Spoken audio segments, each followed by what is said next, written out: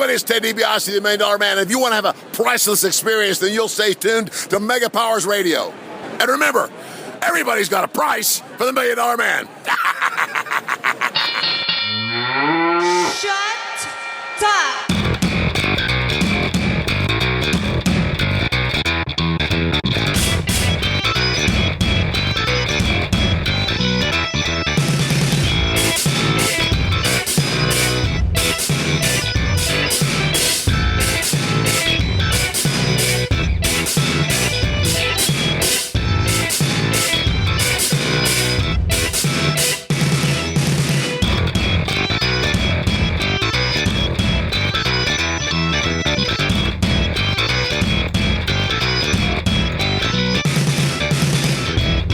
What's shaking, Mega Maniacs? It is Monday, March 14th, and we just finished watching this edition of Monday Night Raw, and you are tuned in to Mega Powers Radio for the most interactive post-Raw experience, the Raw Post Show here on Mega Powers Radio. If this is your first time tuning in, we're going to be taking your comments, questions, and everything you thought about Raw tonight. And we're going to be talking ourselves with the panel, what we thought about Raw tonight. We have overcome the roadblock. We are officially full steam ahead to WrestleMania, and things certainly seem that way on Raw tonight. We saw Roman Reigns finally show his face again after being gone for a number of weeks. Undertaker was there, Brock Lesnar was there. Hey, it's amazing when these guys actually show up to start promoting the show that they're on. It actually kind of feels like it's the time for it. But we're going to talk all about that. We want to hear what you got to say, and we're going to tell you how to do that. But first, let me just tell you, if you enjoy the Raw Post Show, please continue supporting us in many ways. Best way is to find us on Patreon. This is a free show for you folks, ad-free, but if you wish, please do a voluntary subscription for as little as $1 a month. You could help us keep things coming to you with this show, the Dace Man Show, All Talk Show, pay-per-view post shows. We did one for Roadblock this weekend. Very much helpful to us. Keep bringing you things. There are costs involved with this, and I pay for it out of pocket. So anything you can help keep things rolling is a tremendous help. You can also just support us by being here every Monday following Raw. Tune in to MegaPowersRadio.com. But if you can't, support us all other places podcasts are generally found. We're on iTunes, Stitcher Radio, TuneIn Radio. I think I got us on iHeartRadio now. YouTube. Links to all those easily found via SmarkOutMoment.com. #1 website for all your wrestling needs. And if you want to participate tonight, we got a few ways you can do that. We got the chat room scrolling. Already got some cool cats in there. Give shout out to the people who got here early. We got Wazili, Silent Wind of Doom, Tony Theidman, Kaylin Ferris, Brian the Braid, and already in the chat we got Kenneth Cade. Thank you all for getting here nice and early. I see we got some folks elsewhere. If you're listening to us via the widget on our website or some other place, navigate yourself to Mega Powers Radio on Mixlr. That's the place you can find the chat room. We got 2 conversations scrolling around at the same time. Lots extra fun involved with that. You can tweet to us at Raw Post Show. You can use the voicemail widget on the Mega Powers Radio website. Lots of ways to be involved. We don't just make up that tagline for any old reason. In the meantime, though, we're going to get things started with the panelists. First off, my name is Mike Payton, station director here at Mega Powers Radio and host of the Raw Post Show every week here. And with me tonight, I have the main man of Smart Out Moment, Mr. Tony Mango. What's going on, everybody? What's up? And the main man of the fucking shitheaded losers, Mr. Drew White. Hey everyone, what's up? What's up? That was Tony in person. Penguins. I was gonna make a penguin sound, but I don't know what sound a penguin makes. You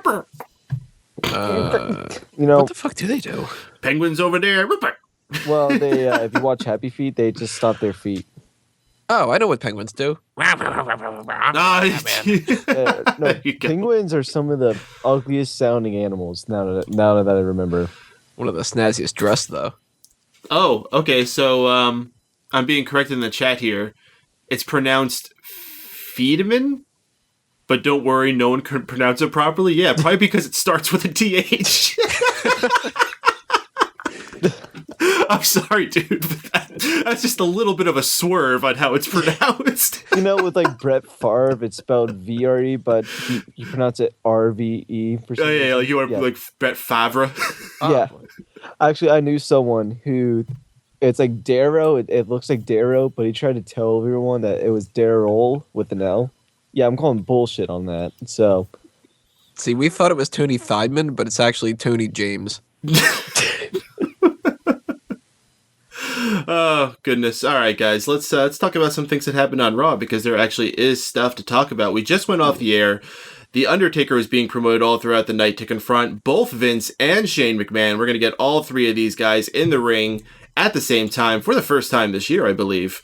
Vince McMahon is out first. He talks about, of course, what he expects the Undertaker to do. The Undertaker comes out, and automatically you're getting lots of reminders of how great these two are and all the great moments they've had between each other, with Vince trying to sort of play the power with the Undertaker, like, oh, I would just advise you not to put your hands on me again. And then he thinks about it some more, and he sees what the Undertaker is doing, taking off his jacket. He's like, on second thought, I think it was just a lapse of judgment, and maybe me bringing it up was too, so let's just forget about it. I thought that was one of my high points for the night. That was gold. Oh, Vince is the fucking man. He still got it. Shane comes out to get involved in the situation as well. Shane was not as on point tonight. Matter of fact, one of the first things Shane says is like, I know how I'm going to beat you. I'm going to use my mind. Yeah, you're going to go to hit me, and I'm going to miss. He missed all right. The crowd gave him a big boo for that, too. Good on them. Yeah. There's actually been a lot of talk recently that he keeps getting lost in his promos, and Vince McMahon, you could tell he kind of flubbed a little bit earlier. Yeah, but he made up for it. Yeah. And like Vince McMahon can have senior moments. Although Shane looks old, too. It was really like a smooth, natural transition, where Shane was just kind of like, and I mean that instead of what I said. Well, with Shane, he's been gone for a number of years. I bet it's weird getting back into doing that after not doing it for so long. I remember when Stephanie came back after not really being in the eyes of WWE but it's for a not while. like she Shane's wasn't on her best A game as well. She's gotten better over time. It's not like Shane was sitting around as a hermit. He was running major companies. He was still speaking in front of lots of people. That's he true. still had to show lots of charisma, so I don't know why he would have flubbed. I don't know. I have no excuse for that, but I'm reading the chat room here. Silent One to Doom is saying he can't believe he made reference to the Titus incident. He did that? Didn't even realize that. Yeah, I didn't hear that one. The one thing that I realized from when Shane was near the Undertaker looks so much fucking bigger than Shane. I know we think Shane's looks better compared to what he used to look, but fuck. Didn't realize the Undertaker was a whole fucking foot taller than him. Well, Undertaker is also deceivingly big. Some people really forget how much of a giant he really is. Yeah, like him and Kane. Like Kane doesn't look as tall, like when you're in person, but on TV he's a lot taller, especially when he stands next to Daniel Bryan. Oh, so Tony F in the chat, he actually brings up a good point. He said the Shane botch could be brushed aside to add to the fact that he was genuinely in fear of the Undertaker. That's actually a very good point. But a lot of what Shane said came true, because eventually he provoked the Undertaker enough to attack him by calling him a bitch. Man, he's one of those. As soon as he said that, you could just tell everyone was like, "Oh no, Shane, no, don't say that. You're a puppet." And then he's like, "Wait a minute, I don't mean a puppet. I mean you're a little bitch." I'm actually getting kind of annoyed because I feel like bitch is the word of the month. Yeah, they have been using it a lot. That. Yeah. Mm-hmm. Well, it's like the furthest word they can get away with without having to bleep it. So yeah. Yeah, it would have been great though if Undertaker would have retorted right afterward and be like, "Hey, fuck you." The fuck? That wasn't in the script, you asshole. Yeah. You know what, Shane? You're a dick. So Undertaker eventually puts his hands on Shane, throws him into the corner, but Shane does just as he says. Undertaker misses. Shane eventually did get around to that point. Undertaker misses. Shane dodges out of the way, tries to throw some punches of his own. They look like shit. Undertaker basically laughs it off, shoves Shane away. Shane seems like he's going to be able to maybe back away from Undertaker and continue outsmarting him a little bit, but Vince is there, shoves Shane right into the Undertaker for a chokeslam. Undertaker teases going after Vince as well, but Vince dodges out of the ring so fast, like way faster than I thought a man of his age should have been able to move. Matter of fact, he didn't even completely roll out. He just dived out and just got up from the floor. I thought he was injured at first. Yeah, I was worried. He was going to have a hip problem or something after the way he got out like that, but he looked like he was okay. But this was good. This was definitely good. This was the best thing they've done for this match since the initial segment for it. I agree, but at the same time, I also kind of think it still wasn't enough. You got 2 more weeks, Tony. Yeah, I mean, they could make it even better and better as time goes on, and I hope that they do, because if this was like 2 weeks from now, we look back and we go, well, that one thing was good. Well, you know what the problem is, Tony? I built you up way too much with the inclusion of Mean Street Posse and Gerald and Briscoe. That's the thing. Because now if we don't get that, I'm going to be disappointed. always building up way too high beforehand. Well, Drew, are you any more excited for this?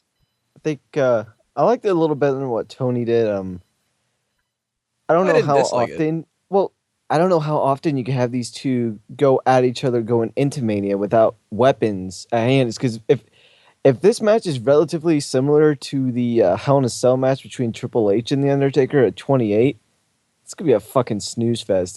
Give these guys some weapons. For crying out loud. The only time I want to see Shane actually use a wrestling move on Taker is if he's able to suplex him. Other than that, no. Well, Shane doesn't typically do wrestling moves. I know, but fuck me, those. Well, I'm getting the impression that Lesnar and Ambrose is going to be the hardcore match. I think there's been enough things referencing that, but I mean, you got to consider they're going to be confined into that little cage area. So, how much weapons are you going to get in there? I'm sure it's going to be brutal. It's not going to be, all right, let's chain wrestle. I definitely don't expect Undertaker and Shane McMahon to be having a 5-star mat classic. But I'm just from the standpoint of these two, Shane and Undertaker, a little bit older than what they used to be, and the way that this segment ended with Vince pushing Shane into the Undertaker leads me. We already knew that this was going to be a clusterfuck with run-ins and just a lot of shenanigans happening. But I will say I like the segment, but other than just the promos and what actually happened, I'm actually kind of worried about the quality of a match. I mean, they have 2 weeks to prove me wrong, but I'm not as high on this match for what it could be than the buildup of it. Oh, you're like reverting to where all those people were 2 weeks ago. Yeah. Well, I was high on it because I remember we did the Superstar scores and everyone's like reminiscing of how Shane used to be and how awesome his hardcore style was back in the day. This is the same way Shane was back then. Shane always had shitty punches. Yeah. I think people just looked at nostalgia when it came to looking back on it, and maybe I was as well. No, listen, there was something very important Shane said in this promo tonight, and that is that he's going to use his body as a weapon. Whatever pound weapon. A lethal weapon. He's going to get Steve Blackman. Damn, we're going to have a run from Steve Blackman now, too? Oh, jeez. Yep. Isn't he? He's like a bounty hunter now, isn't he? He just put out a bounty on The Undertaker. Well, Steve Blackman would be the only man crazy enough to take that. They keep deciding that they're going to do, like, the Wyatt family Lesnar stuff keeps changing and all that. They're going to change this match, and it's just going to be Steve Blackman against the Mean Street Posse and Briscoe and Patterson. No Undertaker, no Shane. So this is still in Hell in a Cell? It's going to be Hell in a Cell that's surrounded by the Punjabi prison. And it's going to be dogs. So, yeah. With what else happened tonight with Ziggler, does Ziggler get involved in this match now? No. No? You don't think he will? Not even close. That's like the last person I would expect to be involved. No, I wouldn't expect Cena to be coming down there, but I would expect Cena over Dolph Ziggler. Why? Ziggler has a legitimate beef with the Authority. The best way for him to get what he wants is. Yeah, but this match isn't exactly the Authority. This is Vince McMahon. Yeah, but at the same time, if Shane was in charge of Raw, Triple H wouldn't be. That's not the way the story's being told, though. Okay. Dolph's beef is with Stephanie and Triple H. So if he's going to interfere in any match, it's going to be the main event. But I don't think he's even going to do that. I think Dolph Ziggler is just going to be in that Battle Royal. I think you're expecting way too much of Dolph Ziggler. Very true. Also, it is kind of surprising that they used him like this tonight, though. Well, we'll get to Dolph Ziggler. First off, I got something out of the chat here I wanted to pull into next. Let's see here. Yes. Breaking news, folks. WWE has just announced on Facebook that at WrestleMania we will have a tag team match. It is not for the titles. It is the Usos versus the Dudleys. What? Did they even do anything on Raw today? Either of them? I think the only thing we saw from the Usos is when they backed off Roman Reigns. And the Dudleys, I don't remember seeing the Dudleys at all. You know, I kind of expect this to be in the pre-show. Yeah, this is 100% pre-show match. There's no other way this could be anywhere else. All right. If that's the case, I have no problem with it, but it's very weird that they wouldn't announce this on the show or do anything to help build this that matchup. This is a situation where Usos and Dudley Boys looked like they were going to have a feud like 2 months ago, and they dropped it, and now we're supposed to give a shit? Don't care. This WrestleMania really is just like, God damn, they don't care or something. I don't know what's going on with it. Oh, they care. They're just strapped. Yeah, but even if they're like in a position like they are right now, you can still act like those are big matches. You know, try to sell it to the audience a little bit. This is just sort of like, fuck. Well, we didn't do anything with these two. Let's throw it on Facebook. In a way. Seems like they've really moved that way away from announcing stuff on Raw. I mean, nothing's announced on Raw tonight. Have we had a single Hall of Fame announcement made on Raw? Yeah, Jacqueline. No, that was released by Fox News. Yeah, good point. Well, see, they say they don't break it. They always say someone else, like Fox, the Rolling Stones, something like along those lines. The Rolling Stones. I said Stone. Mick Jagger came out. Hey, everybody, did you hear? The Freebirds are finally going in. It's not so much annoying that they would put this on Facebook rather than on Raw, because really, in the same token, it comes out to the fans anyway. The matches still happen at WrestleMania. It's just the fact that, like, this match doesn't matter. If they would have built this up over the past couple of weeks or whatever, instead of just dropping it, then maybe there would have been some actual momentum to it. And tonight we had some stupid-ass segment where that sort of involved them, and it was like, I wanted to take a piss in the middle of it because I was just like, it doesn't matter to me at all. And then that's just going to be like, all right, well, Renee Young's got an announcement. Those guys that kind of are sort of feuding, I guess. Yeah, they're going to have a match. Well, WrestleMania, biggest pay-per-view of the year. Like, what? Well, not every match is going to have that behind it. No, but you should think that at least the majority of them should have something. No, I mean, your big 3, maybe 4 matches should. Everything else is just kind of like, all right, well, let's have something good to get the show kicked off. I'm thinking WrestleMania needs better than that. If they want to really make it seem like it's the best show of the year. I dare you to find a single WrestleMania card that has a super solid match and had a super solid build for every single match on the card. Find one. I'm not going to look at all the lists right now. Fuck, jeez. It's because it doesn't exist. They've always had filler. I mean, you look at even the biggest of WrestleManias. I'm trying to think of what I think it was WrestleMania 6, where like one of the matches was like, who was that team with the Russians against like the Killer Bees or some shit? Like, even if it doesn't exist yet, though, that doesn't mean that it shouldn't. The best pay-per-view of the year. It should be the one thing where everything is like. Now, of course, I wouldn't expect every match to be a main event level kind of thing, but every match should seem like it should be a really important, great match. Yeah, and like 2 months ago, they did that. Maybe not now, but they did it 2 months ago. They planted the siege for this match. You can't say this and then complain about Sami Zayn and how he just shows up randomly before WrestleMania to do a feud with him. Well, let's just put it this way. Do you not think the Usos and the Dudleys are capable of having a good match? A good to great match, even? Not a WrestleMania-worthy match with this lack of a build over the past couple of weeks. The build has really nothing to do with how the match is going to happen. Well, if you want to look at that way, then every pay-per-view should be... We should all be super excited for every pay-per-view. We should. We absolutely should. People said last year was one of the worst builds to WrestleMania ever, and that turned out to be a great Mania. Year before that too, I really hope that they prove that, consistent again. I mean, I really want them to have a great build and a great WrestleMania, but shit, if we're going to get a great WrestleMania, then no matter what, that's great. But I just look at this as like, this is confirmation that this year is a very lackluster WrestleMania. I wouldn't even say that. You have Triple H coming out for it, and The Undertaker, and Shane McMahon to an extent. Yeah, dude, this is like the lowest of low card matches. You can't really complain about it not meaning anything when it's the lowest of low card matches. And also, another thing is, This build has been a lot better than last year. Yeah, dude, this has a lot more going to it than, like, Carlito and Ric Flair going against the Colognes or whatever the fuck that match was we had. Well, you can pinpoint any one singular match over different pay-per-views and go, well, yeah, there was that stupid Coco Beware match or something, but I'm looking at this and I go, well, I don't care about Ryback versus Kalisto. I don't care about... I mean, I even just said earlier that I think that the Shane and Undertaker match is kind of underwhelming compared to some of the other possibilities we could have gotten. I'm not really sold on the multi-man IC title match. I really would rather see Sami Zayn versus... You think the return of Shane McMahon to challenge The Undertaker in a Hell in a Cell at WrestleMania is underwhelming? What the fuck do you want? The Undertaker versus God? That'd be kind of awesome. I mean, Shawn Michaels might have to be out there for it, but... Well, we just talked about how these two aren't going to have a whole lot of weapons, nor are they going to be in a chain wrestling match. So what are they going to do?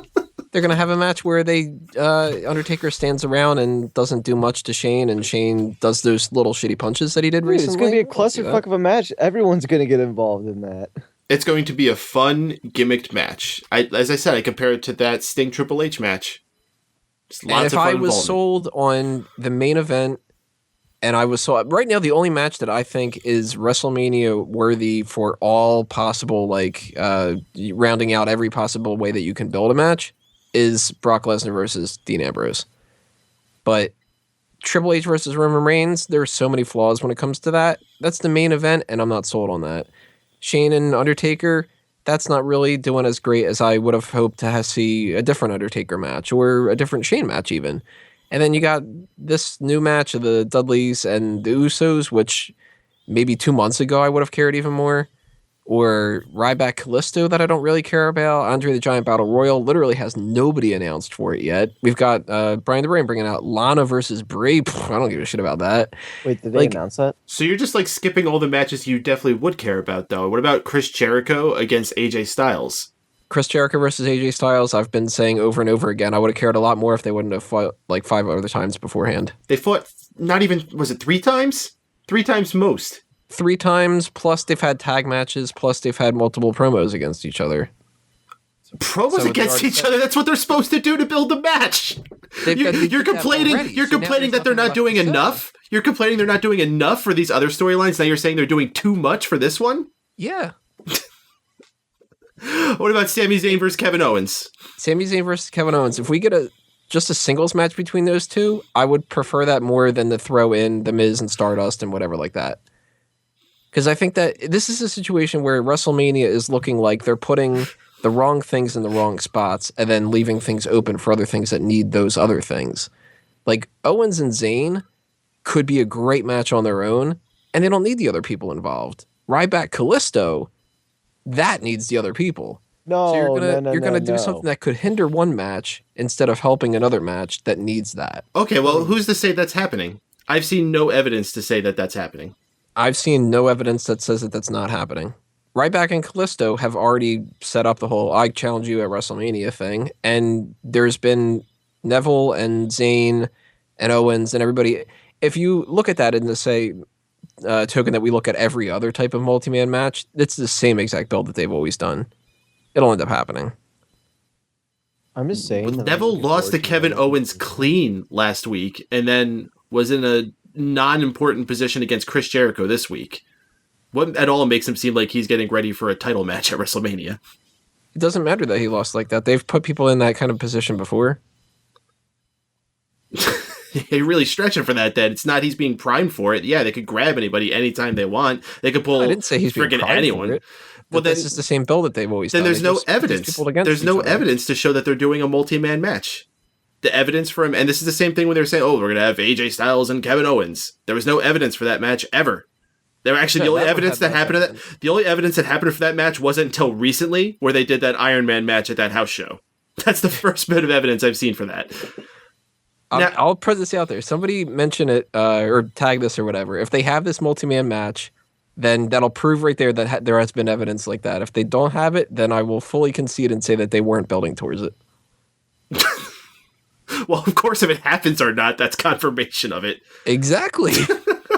Right now, it seems like they're building towards it to me. To you, it doesn't seem like they are. Well, what does everyone on the chat think? Because to me, I'm seeing nothing. Nothing at all. Nothing at all. Nothing at all. All right. Stacey Flanders. So one thing I did expect to happen is, hey, we're trying to make fucking entertainment for you guys here. Yeah, fuck you, Kenneth K. Get back in your room. You stop paying attention for a second? Well, fuck you, Silent Wind of Doom. Yeah. Stop. Yeah, fuck you, Feud of the century, apparently. We're discussing WrestleMania, damn it. This is what we're supposed to be doing. Yeah, let Drew talk about, let me do my fucking bracket. Talking about basketball. Who the fuck cares about basketball? Hey, let's hear people have passionate conversations about the fucking, what's it called? You're supposed to be Silent Wind of Doom, not Deaf Wind of Doom. He does have a point there, Silent. Who is going to win this year, Drew? I picked, who the fuck did I pick? I don't even know who I picked. Bulls. I didn't pick the Bulls. I picked Michigan State. Are they any good? Michigan State, they are my favorites to win. Bears. So, usually with Michigan State, when they're red hot around... So you're just going to copy my bracket then? No, I have my Michigan State winning in mine as well. How come I'm the only one who's picked a bracket so far? I have like 4 people who have joined it. By the way, for those of you who don't know, if you join this tournament and fill out a bracket, if you win, you get a free t-shirt courtesy of smartguymoment.com. I'm providing it. I'll pay for it and ship it to you. So yeah, join this thing and get a free fucking t-shirt. All you gotta do is just click a bunch of random buttons, people. You don't have to know shit about what's going on here. No. It even gives you little numbers to tell you who is most likely going to win. Yeah. Makes it easy. Hint, pick the lower numbers. They're better. Go with the Bulls for everything. Tony, you should join as well. Just I will be joining. I just don't know what the fuck I'm talking about. No, dude, exactly. You just said I see people who pick winners based on what their mascots are. Yeah, I mean, I did that. I did one if it's like close to me, or I did one if it's just like a school that I've heard a lot of. Like, obviously, I picked the Fighting Irish. Ooh. You know the Fighting Irish has got to do well. I picked Duke. I think I had Duke go pretty far. I think I might put them in alphabetical order. Whatever team has the higher letter wins. Yeah. It'd be funny if you won with that. That'd be fantastic. Okay. What do we got here? Here's something I think we could talk about and pretty much be on the same page. We had New Day going against Rusev and Del Rio. I 100% expected them to do this after Roadblock when they had Sheamus and Barrett go against New Day for the titles. We had Rusev and Del Rio tonight. And shocker, Xavier Woods actually wrestles. Forgot he actually did that. And he got the pin. A surprise. New Day retains their titles 2 times in a row against League of Nations. Again, if they're building for New Day against League of Nations at WrestleMania, this is a shitty way to do it. They're just going to keep beating them over and over. Yeah, see? I mean, at least with something like this, they can argue they're trying out different tag team combinations because, next we could have Rusev and Barrett, and then Del Rio and Sheamus. Or whatever it may be. Yeah, if they do that, they need to do all 3 against all 4, or brings another person into the New Day. Which, I don't know who the fuck that would be. But did they leave on good terms with Mark Henry? I forget. Did they jump him? I forget how that fell out.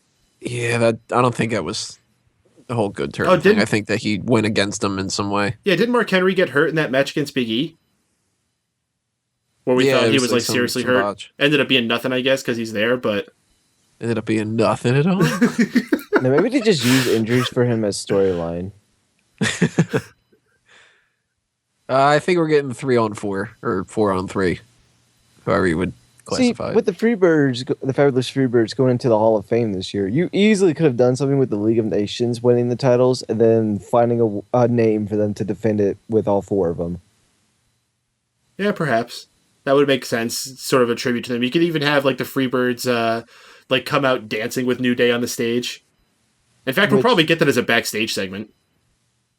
I could see that happening now. I didn't think about that, but yeah, that could happen. Yeah, because they're both kind of like, free-loving, super eccentric tag teams. It sort of seems like they're turning New Day babyface. Oh, they totally are. They still haven't fully transitioned yet. I'm not sure. Maybe it's just for this feud against the League of Nations, where they want to make them the slightly more favorable team, and this way they don't have to fully commit so afterwards they can go back to being heels. Maybe, like they did with the Bella Twins before. Mm. That'd be disappointing. I kind of would like to see them as baby faces right now. They need a shake-up, but I think we were discussing on the Roadblock post show. I just don't know how much this gimmick will work for baby faces because I fucking hate it. Although they can't go back to their old, clap their hands and shucking and driving in the ring. Who knows? Maybe that'll work better now. Oh, Kaylin Ferris is saying, when was the last time the New Day insulted the city they were in? I don't know. They were pretty light on Toronto. That was more Jericho's territory. This week they said all the beautiful people here. Oh, did they? Yeah. Oh, fuck, they're baby faces. Total baby. Or did they say bootyful? They might have said bootyful. I don't know. Yeah. And I don't know if that's a good thing or not. I'm always confused with the way they use booty. Sometimes it's good and sometimes it's bad. When they talk about like Kim Kardashian's booty, you think it'd be a good thing. But then they just go and say booty 1,000 times. Yeah, and they're bootios. They make sure you ain't booty, so it sounds like, you don't want to be booty. So you're going to eat the bootios. The concept of booty, of the bootios box with the t-shirt inside, it's stupid, but I'm half tempted to get it at some point. Because it's just kind of a neat collectible. Yeah, that's mainly what I'd get it for. Might just give it the t-shirt. I don't give a shit about the t-shirt. I kind of just want the box as something to put on the shelf. Sometimes being booty is bad. Sometimes being booty is good. But always being booty is booty. Yeah. I think that's their philosophy. Got the right tone. I thought you were about to give me a shitty pun. See, that's a good way to mess with booty, but no, you gave me absolutely nothing. Well, then I'd just be talking out of my ass. I think you're full of shit right now.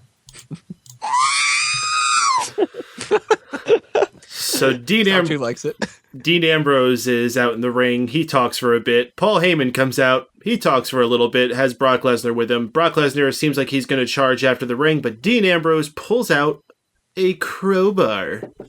Brock Lesnar, though, doesn't seem like he gives a fuck at first, and he continues to go in after him. But Ambrose takes a swing, and then Lesnar, chooses the better and decides to, all right, we'll do this another time. Later on in the night, Mick Foley meets Dean Ambrose in the back and passes the torch, so to speak. Only instead of a torch, he passes him a flaming barbed wire bat. Although it's not flaming at this point, but I can guarantee by WrestleMania it will be. Look at them setting up another thing that's not on fire. Oh, Jesus Christ. So this is 100% setting this up to be what I expected this to be. Brock Lesnar, of course, is going to be the scary big monster, and the only way Dean Ambrose is going to be able to overcome him is to get dirty, is to bring out the weapons, bring out his CZW background. It's good. I mean, I don't want lots of CZW stuff, but for this match, it's exactly what it needed. When they did this with CM Punk and Lesnar back in 2013, I really didn't like it that much. But with Dean, just because his character works better with it, I'm actually digging it a lot more. Yeah, that's really all I got. Dean Ambrose also comes off as a guy who's a little bit more able to get his ass kicked than CM Punk. Not that CM Punk can't get his ass kicked, just like he will in his first UFC fight. But CM Punk could get his ass kicked, but he complained about it, and then he would quit the company because he's not main event. That's just what it is. CM Punk is his little bitch. So he's not going to go out there and make himself get slaughtered. He had to go out there and have a wrestling match with Brock Lesnar. Look at the history. CM Punk, he refutes the idea that the doctors even looked at him correctly, and Dean Ambrose just steals ambulances from doctors. Yeah, Dean Ambrose will get the proper advice. He's like, I'm just not going to listen to it. Nah, I don't care. Nah, I'm not going to sue you or anything. I'm just going to do what I want. It's cool. Just let me get back out there. Let me take another swing at him. But yeah, I expect Lesnar just be tossed all over the fucking place. I expect him to get suplexed off of something, and fall 10 feet down. I expect all types of crazy shit like that. Well, has there been a Shane McMahon versus Brock Lesnar match? Because we should do that. That sounds cool as shit. Yeah, it does. I wouldn't expect that at a Mania. But you could do that at SummerSlam at some point. Yeah, except they're probably doing Triple H. I don't know how much Shane's planning on being around, but if he wants to do a series of matches, there's a few of them he could do over the next couple years. What, Triple H, one of them? Absolutely, Triple H is one of them. Has he ever faced Triple H? I'm sure during the whole courting of Stephanie and everything. There was a match between the two of them at some point. But not like a pay-per-view, put it on the Raw. I'll buy Triple H versus Shane a hell of a lot more than Brock Lesnar versus Shane. Oh, I mean, that's just going to be a beating. There's no way Shane will have any offense whatsoever in the match against Brock Lesnar. I just want to see him get tossed around for a little bit. Kenneth Cade saying Dean is going to get suplexed off of an ambulance. Of course. I don't know why I didn't think of that. Ryback comes out for a match against Sin Cara. Another dominant victory. Liking him doing that. Kalisto is at ringside. Ryback tells Kalisto that he should give him a U.S. title shot at Mania. So there's your setup for that. Ryback and Kalisto. Kalisto better get tough. Tony was shitting on this earlier, but I absolutely loved this segment. The only thing that sucked about this was the crowd that fucking ruined the match by not even giving a peep other than a "We Want Tables" chant. I really did. And I know Tony was complaining about how this match should use multiple people. No. I like the story they're telling. Little guy versus the big guy. And I saw people on Twitter shitting on the fact that Ryback is against Kalisto. I saw people complaining that it was Neville. Well, why isn't it Neville? Or and the way the words of someone else is, why isn't it an NXT guy? Because it's a story for the little guy versus the big guy. People seem to forget that Ryback, at one point, was one of the most over people in the company. And this is a guy that has steadily improved over the years. I just hate that people shit on the big guy, like pretty much what this crowd did tonight. And I hope that they don't back off with what they can do with him because, hey, you should probably get that belt. And what are people saying, why is it an NXT guy and they want their indie darlings? Isn't that what Kalisto is? Or Neville, yeah. or AJ Styles, or Sami Zayn and Kevin Owens. Yeah, I'm sure one of Tony's friends is probably like, man, I'm so excited that Samurai Del Sol is finally getting his WrestleMania match. Samurai Del Sol versus Skip Sheffield, best match ever. Wait, is his name Skip Sheffield? No. Yep. Funny enough, I'm friends with a Ryan Reeves, but it's a completely different person. Oh, yeah, that's your name. Okay. I complained about this idea, and I'm going to complain about it in the future until things change. But I'm also not part of the subscribers that think the same things as what you were talking about. It doesn't make any sense for just like, well, throw an NXT guy in there. Fuck story is that supposed to be? The problem isn't Ryback. The problem is Kalisto. Yeah, throw an NXT guy in there? That's what they're doing for the IC title. Basically, yeah. But yeah, the problem here isn't the story that they're telling. It's that Kalisto is a piece of shit U.S. champion. Like, they dropped that dude. At least they're acknowledging it. Just now, Ryback comes out, last week or whatever it was. He's just kind of like, oh, yeah, I forgot that you're United States champ. I should, beat you and stuff. And Kalisto's like, nah. And then that's your build to WrestleMania. Like, Ryback should just whoop the shit out of him now and get it over with and then fight somebody decent at WrestleMania instead. They won't. I get this weird feeling Kalisto will end up winning at Mania, and I'm going to get really shitty when that happens. Because, we might complain that CM Punk or Daniel Bryan should never really fight, Brock Lesnar without the ability of weapons. This match should never happen without the option of weapons, and it's going to happen without it. I don't know how this is going to work story match-wise. I'm excited for it, but this might be a dud of the match, or of the card, and I hate for it to be that. Side note, I'm looking it up right now. Triple H and Shane McMahon have fought each other. Raw is War in Washington, 1999. Triple H defeated Shane to retain the title. Oh, it was a title match? Yeah. Wasn't even 97. Most of the time, they've teamed up with each other, though. Oh, yeah, here's another one. European title, Kane and Shane McMahon defeated Triple H and X-Pac.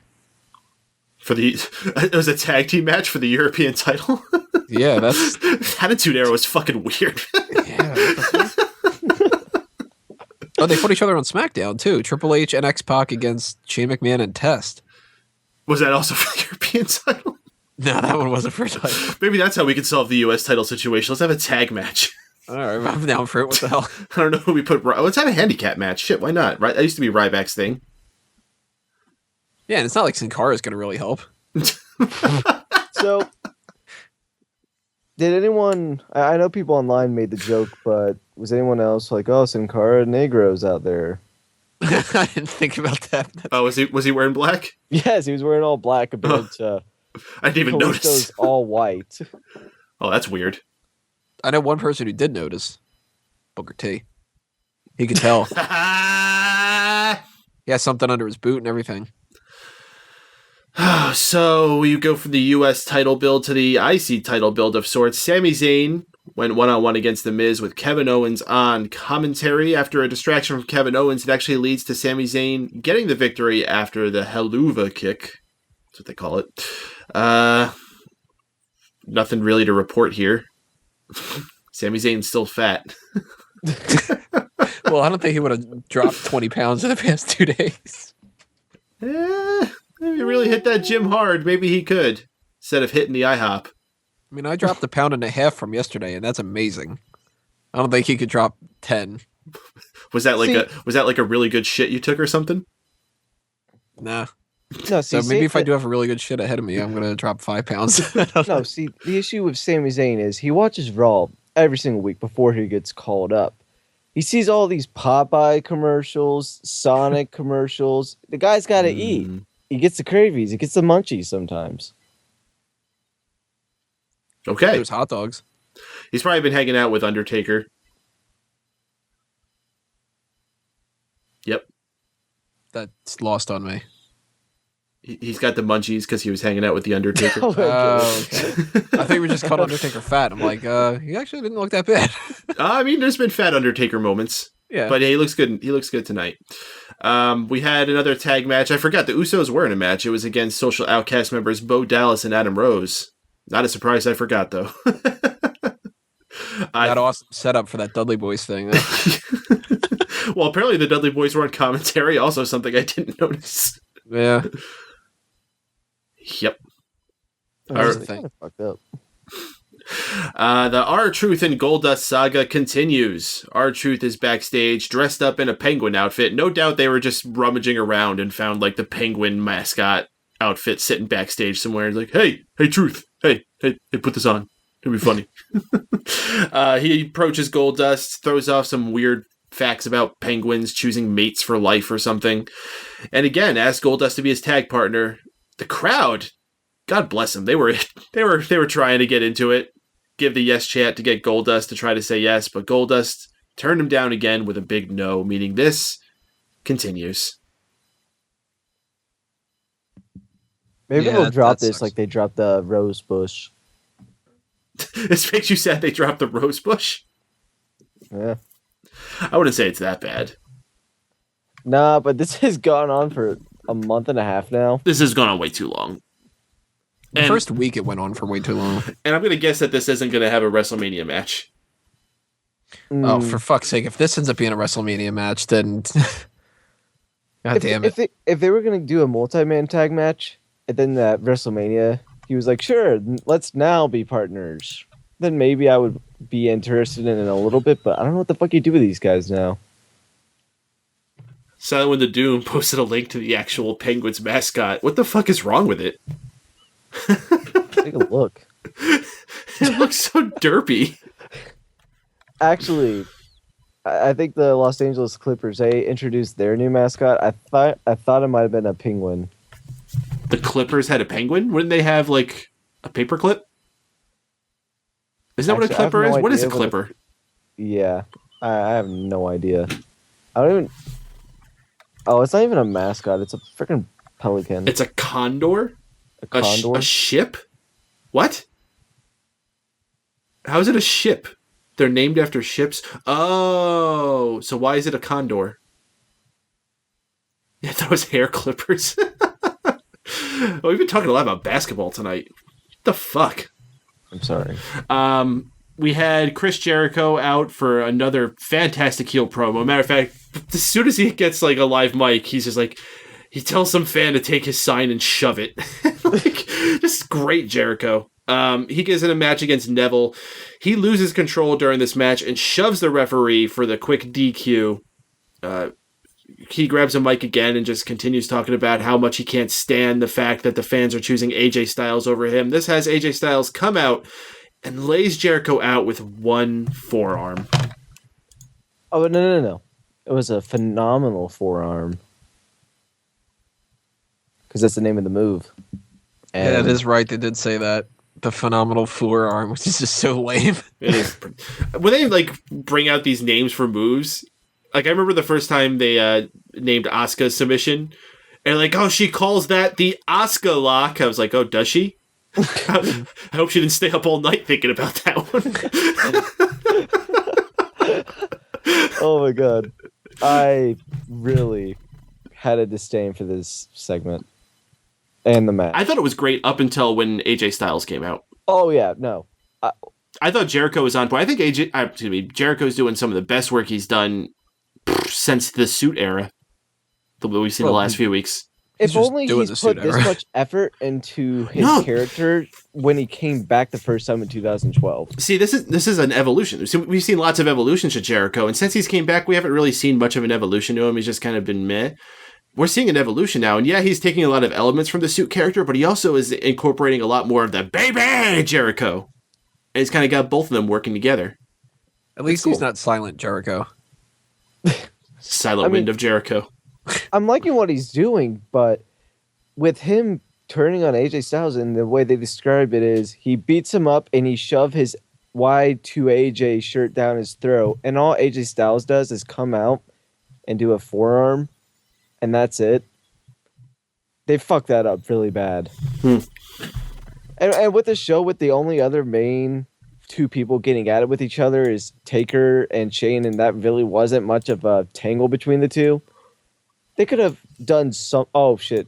Maybe Reigns and Triple H, but they could have done something with this. But I guess with the next match being Triple H and What's-His-Face, I guess they kind of had to do this. Wait, was this after that? Wait, we're getting more mascots linked in the chat here. We got the Clippers one. You thought that was a penguin? That looks nothing like a penguin. It's very... No, dude, this is the New Orleans Pelicans mascot. No. Not the last one that was linked. It was the one before that. That's the mascot Chuck the Condor. It's the Clippers mascot. It's got a Clippers jersey on. Yeah, I don't know. I was just thinking wrong. So he's Chuck the Condor as opposed to Chuck the Clipper? Shouldn't he just be a pair of scissors or something? I think it would be kind of hard to do Clippers. I think we already... Yeah, plus he would never be able to run. And then we got this one for the Pelicans, and that is absolutely terrifying. Ugh, that's even scarier than the Gooker. Pierre, Jesus Christ. Wow. He looks like he has makeup on too, so it's like a pelican in drag. Oh, that was disgusting. You know what my favorite part of tonight was, guys? Is when we got the ultimate flashback and we had a match between Triple H and Shawn Michaels.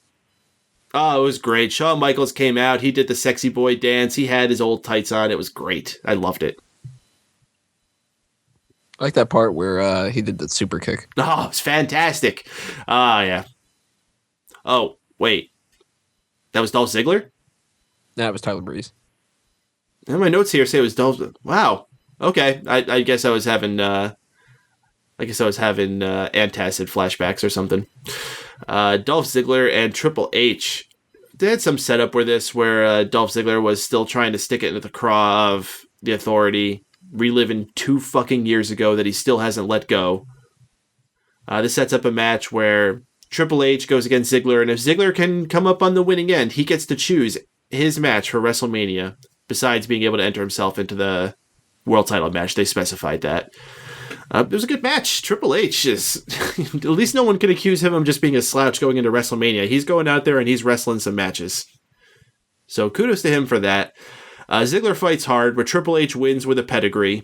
The more important part is after this match, Roman Reigns returns.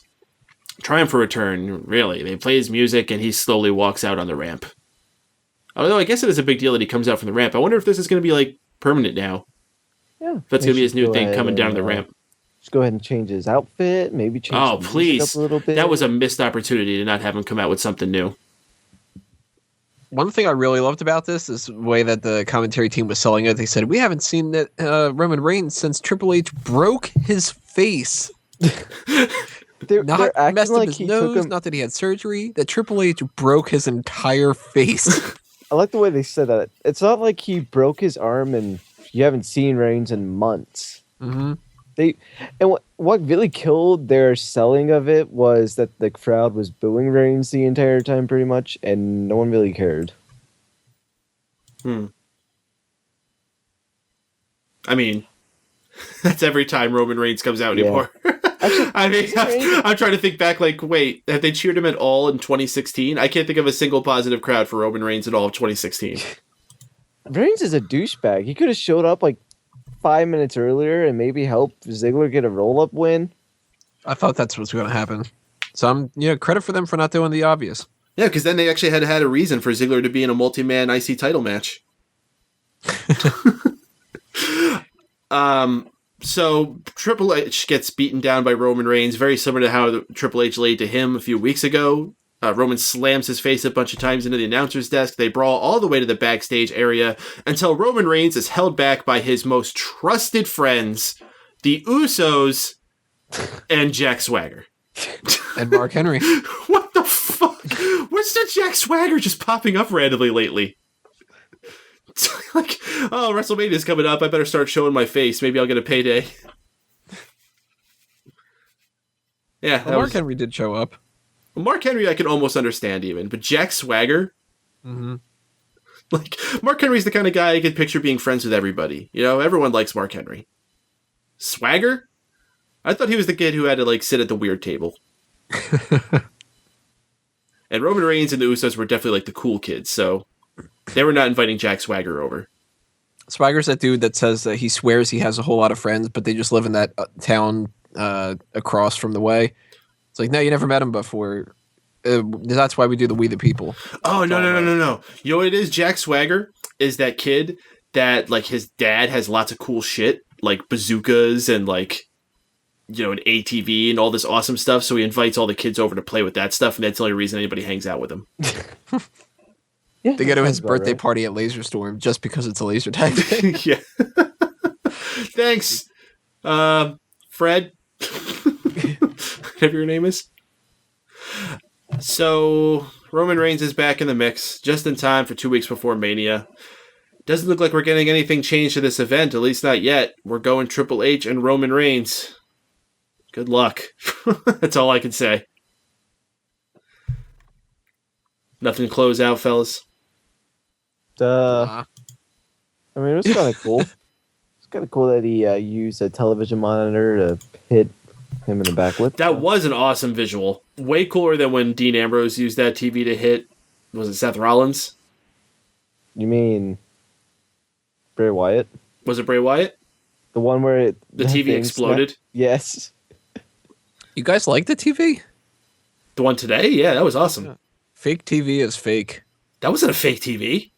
You could see when he pretended that it was like all smashed up and whatever, that they had some kind of a piece of paper over the top of it and stuff, and that totally just seemed fake as hell to me. What are you talking about? It was still shining, like illuminating after it broke. It's like a light bulb and a piece of paper and cardboard. Oh, Jesus Christ.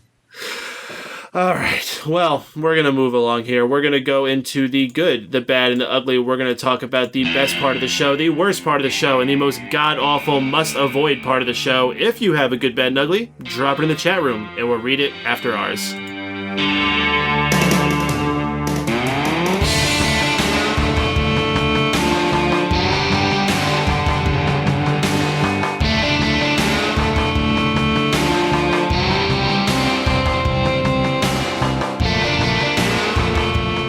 Yes, it is the good, the bad, and the ugly.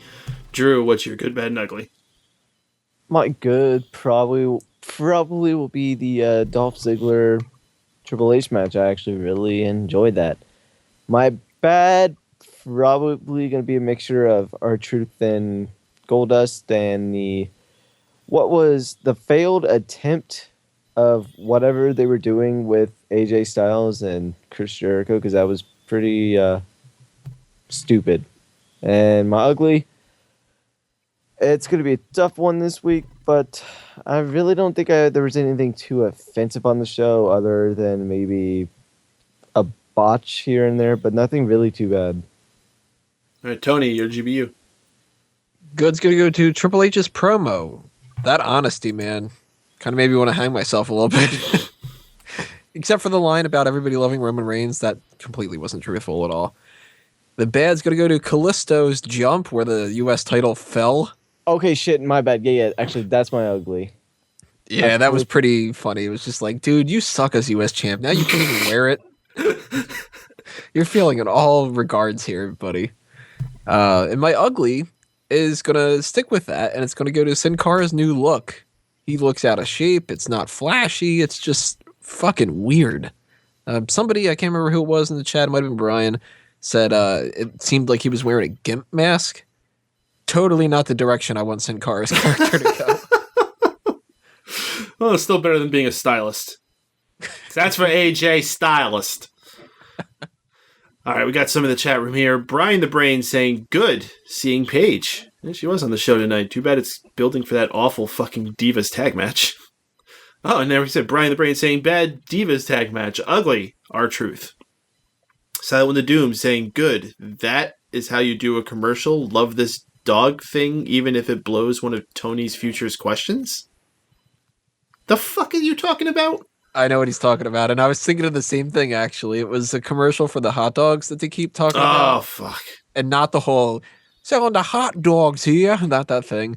But they talked about Mad Dog Vachon, Road Dog, and Junkyard Dog. And I was just like, oh man, British Bulldog's coming up next. Fuck! Where's British Bulldog? So yeah, there goes a future Ask Him. Name as many dog characters as you can. Bad. JBL yelling at Dean, you're out of bounds, you dope. Not even trying. Ugly. Does anyone remember anything about Jacqueline besides getting her top ripped off at Capital Carnage?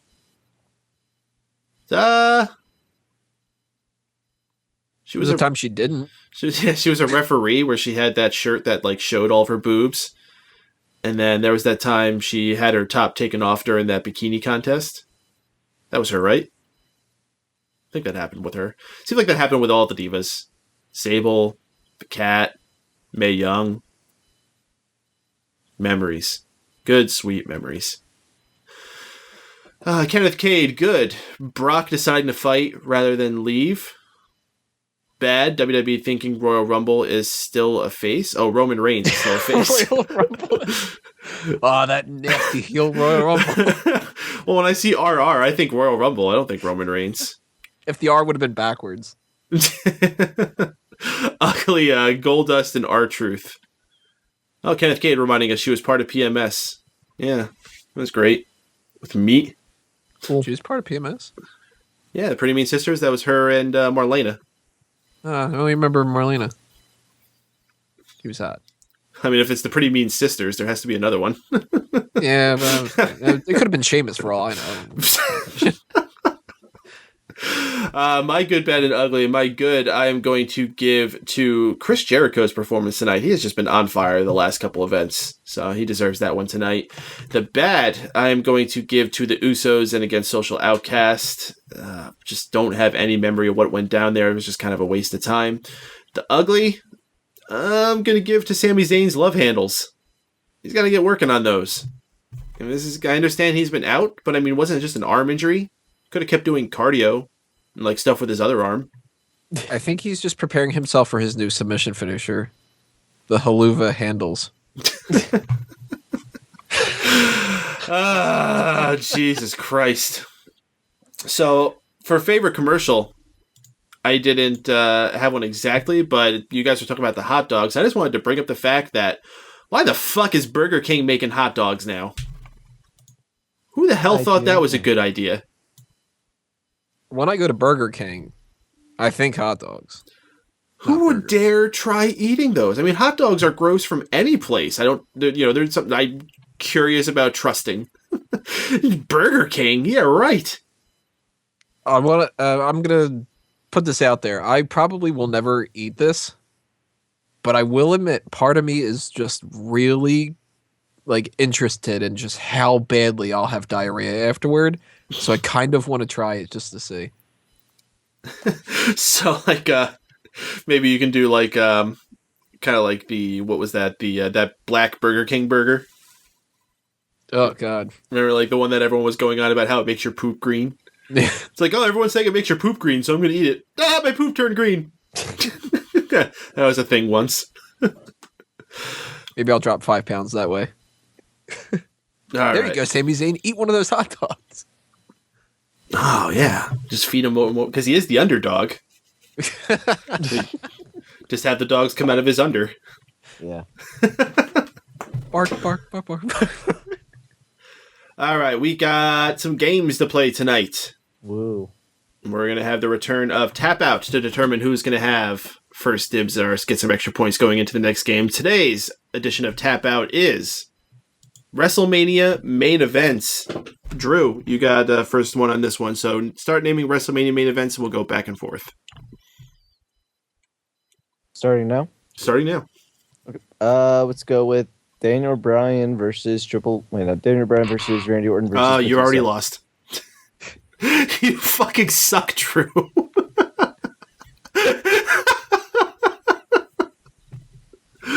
Oh, congrats, Tony. You got 2 points to start. I don't think I suck. You didn't even make it past the first one. Oddly enough, you know what's going to be my first thing I was going to put out there? What? Out of all the ones that came up first in my mind? What's that? Bam Bam versus Lawrence Taylor. Hey, it's a safe one to go. I mean, that could have been one you saved, but hey, whatever. There's no wrong answer except for what Drew said. All right.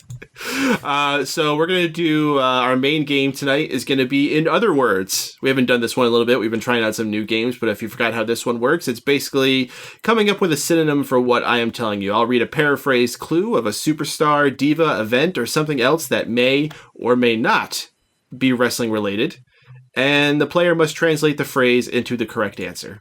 You guys remember this one, yeah? Yep. All right. Tony, you got the first one on this one. Remember, you have the option to do it. If you get it correct, you get 2 points. If you guess incorrectly, you lose 1 point, or you can pass and it'll go on to Drew. Okay? So your first one, Tony. In other words, what is Brisk Boulevard? Brisk Boulevard.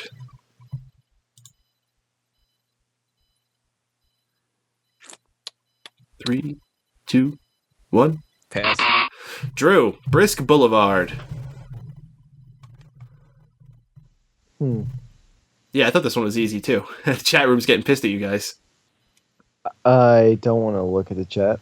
Yeah, I'm trying not to look at the chat though. Yeah, I just saw Kenneth Cade say it, so I'm going to have to cut you off there. Guys, don't say it until I give the answer, please. Brisk Boulevard, Fast Lane.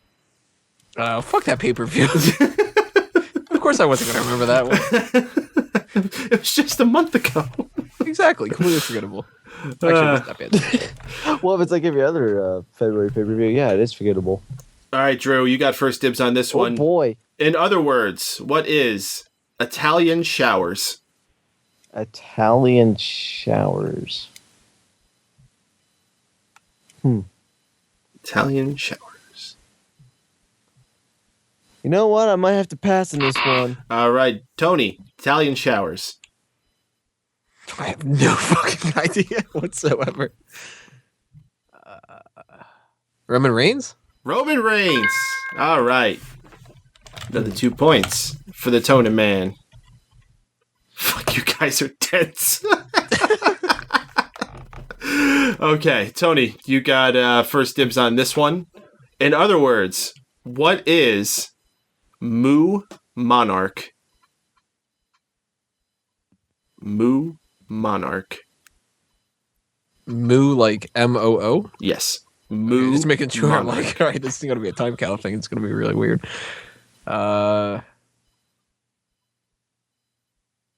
Dairy Queen? No, not Dairy Queen. Drew, Moo Monarch. I was totally Would Dairy thinking, Queen have anything to do? I was thinking of, what's his face? Jim Cornette. Okay, you're really fucking stretching it. All right, yeah, Drew's just rambling on instead of trying to answer the damn question. Yeah, I have nothing, so. Triple H versus Daniel Bryan. Dairy Queen wasn't too far off. It's Burger King. Oh, Moo Monarch, Jerry Burger Waller King. Thing. Well, also because we had the Burger King commercials tonight. Oh. Hey, I should get like half credit if you were thinking of it for just Burger King, the restaurant. I thought Dairy Queen. Well, I did say that it may or may not be wrestling related. So I might swerve you every once in a while. Okay. All right. Drew, you have first dibs on this one. Drew, in other words, what is street obstacle? Hope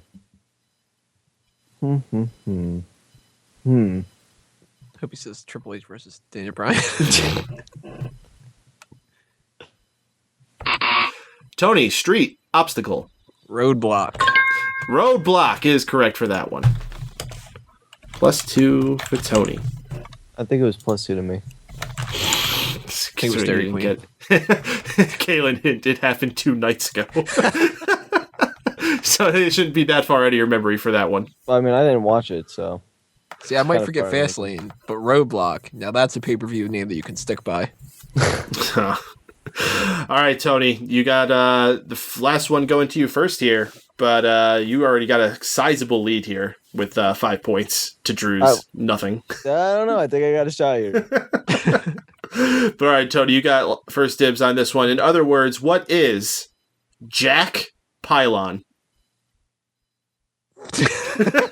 It sounds like Jack Swagger's brothers. Jack Pylon.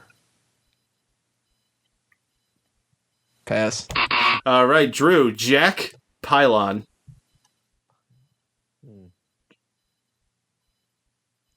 Let's go with the Twin Towers here. It's not the Twin Towers. Jesus Christ. Tony, I'm shocked you didn't get this one. Jack Pylon is John Cone. John Cone. All right, so adding up the points here, we got Tony with 5, Drew with 0. Tony is our winner this week. Yeah. Well, I know you said with the bracket that the lower numbers are better. It's not how you win, Drew. So, Drew, you had a good 1 week victory spell there. Yeah, well, the upset has happened eventually, and Drew Crew for life. Sometimes we're not shitheaded losers. So, Tony, you get to pick how Drew does our plugs tonight. We've already actually gotten some fun ones being suggested in the chat. See, the chat's picking up on how we do this. I don't have to tell them to put the suggestions in there. They're already starting to do it. It looks like the majority theme is some form of a leprechaun because of St. Paddy's Day. I don't think that we're going to go with Silent Way to Doom's really racist leprechaun. Drew will probably just end up making it that anyway, so... But yeah, I like the idea of... I don't think that Drew can pull off Liam Neeson explaining that he has a very specific set of plugs. That'd be fantastic if he was able to do that. I think going with the whole Lucky Charms leprechaun kind of thing is a good way for Drew to round us out for this week. Yeah, I have a very terrible Irish impression. I could have told you that already. Haven't even heard it before, but that's kind of the Safe bet. It's a safe bet that I'm going to screw this up. So, for anyone out there who's about to really hate me and get turned off by this show, I apologize in advance. He apologizes in advance. It's a huge event when he apologizes. Oh, if you're going to steal my Lucky Charms, you must go to smartcatmoment.com, where you have all of your news and other things on the website as well.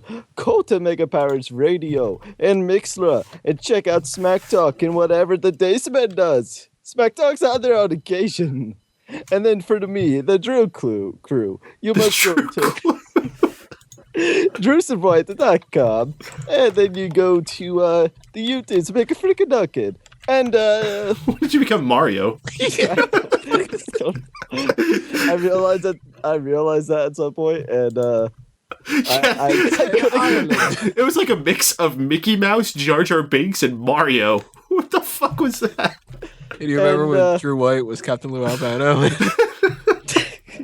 And for real, I'm actually say this with some seriousness because, like I said, free T-shirt. If any one of you want to join the Mega Maniacs, go to the link I provided in there.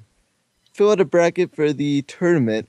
First place gets a free T-shirt of any design on the Redbubble page for Smark Out Moment and for Smack Talk. And, inside jokes, you get a Smack Talk T-shirt, get a Smark Out Moment, get a Total Bullshit one, if you're into that kind of shit. It's one of my favorites. So, yeah, just, like I said, all you have to do is fill one out and join the Mega Maniacs on Facebook so I know who it is and who to contact when you win. And just give me, an address so I can send you the shit, and we'll all be good. So, yeah, do that. Yeah, do that. Yeah. Seriously, it's a free fucking T-shirt. All you have to do is fill out a bracket. It's not that difficult. So, I mean, Peter only needs one T-shirt apparently, but anyone else could you get one then. Yeah. Peter got the red one. He should get the white one. I thought his was black. You should get the red bubble. You got the black shirt with the red logo. Yeah, so you could get a white shirt. You got a black shirt, not a red one. Wait, so he got like the logo shirt? Yeah. So now he can get one of the joke shirts. Yeah, no, that's what I told him. He said, no, I already have a T-shirt. And I said, dude, you could get any shirt with any logo. Why would you not just fill one out? And for those that are interested, I am going to be adding more shirt designs in the coming future. I've got a couple that I'm sitting on right now that I probably could upload pretty soon. Team Gavel or Team Mallet. 2 different shirts for that. And also the tournament and pretty much the deciding winner won't be pretty much be decided until April. So Tony, you have enough time to decide what you want. And who knows, maybe Tony will have a few new shirts on there. Yeah, if you have any suggestions, go ahead and send them my way. I'll try to figure something out. He says he sucks at them, so I do don't suck expect too much. I'm working on a However Bell shirt. I'm working on Kane's Got a Shot, Neville Level 77. I've got a Cheap Heat idea. If there was a way that you could put Kane shooting a basketball on a T-shirt...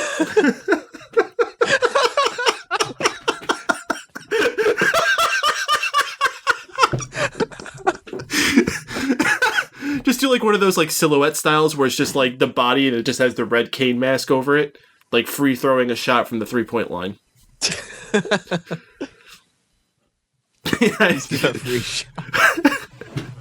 All right, well, I think we've had enough nonsense today, folks. We're going to wrap this up. If you enjoyed this show, join us every week live following Raw. Tune your browsers to megapowersradio.com. Support us everywhere podcasts are found: iTunes, Stitcher Radio, TuneIn Radio, YouTube, Facebook, Twitter. We're all those places. And the best place to also support us is on Patreon. Voluntary subscription as little as $1 a month helps us keep doing things here. And you can find links to every single one of these things I just told you about is at smarkoutmoment.com. I apologize in advance, folks. We'll catch y'all next week, folks, for Drew White. That's not our theme song. For Drew White. That is our theme song. This is our outro song. I'm out of here, folks. Have a good night.